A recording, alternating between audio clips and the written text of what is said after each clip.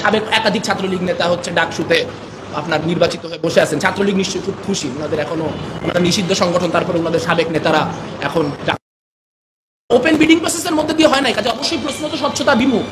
এই কাজটা open bidding process থাকা লাগতো, কোনো ওপেন বিডিং প্রসেস হয় নাই। ওপেন বিডিং প্রসেস হয় নাই কেন? কোনো কিছুর ব্যাপারে তারা ওপেন না কেন? একটা বিডিং প্রসেস হলে সেটা পাবলিকলি হবে, আমরা জানতে পারবো যে কে কে এটার জন্য আপনার দিছিল, মানে কারা কারা মানে অ্যাপ্লাই করছিল এবং তাদের মধ্যে কাকে কোন কিসের ভিত্তিতে নিয়ে আসা হয়েছে, তার কোনো উত্তর আমরা পাইনি। আর কারো কোনো প্রশ্ন? এই প্রশ্নটা তো ঠিক প্রশ্ন না, কারণ আপনারা সাক্ষী যে আমরা প্রত্যেক দিন, মানে আমি নিজে এখানে নির্বাচনের 7 দিন আগেও নির্বাচনী প্রচারণা বাদ দিয়ে এই সন্ধান জানাইছি, প্রত্যেকে নিজ নিজ জায়গা থেকে জানাইছে।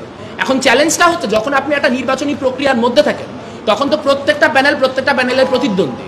সো তখন যদি আসলে আমরা 5-7টা প্যানেল মিলে এক জায়গায় হয়ে এরকম কোনো কিছু জানাইতাম, সেটাকেও ষড়যন্ত্র হিসেবে ফ্রেম করা হইতো।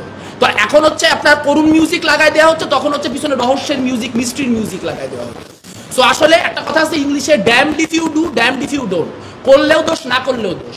আমরা যারা শিবির বাদে বাকিরা ক্যাম্পাসে রাজনীতি করতেছি, আমাদের বিষয়টা হচ্ছে যে আমাদের করলেও দোষ, না করলেও দোষ। কিন্তু হ্যাঁ, হয়তো স্ট্র্যাটেজিক্যালি তার আগে একটা যৌথ প্রেস কনফারেন্স করা যাইতে পারতো।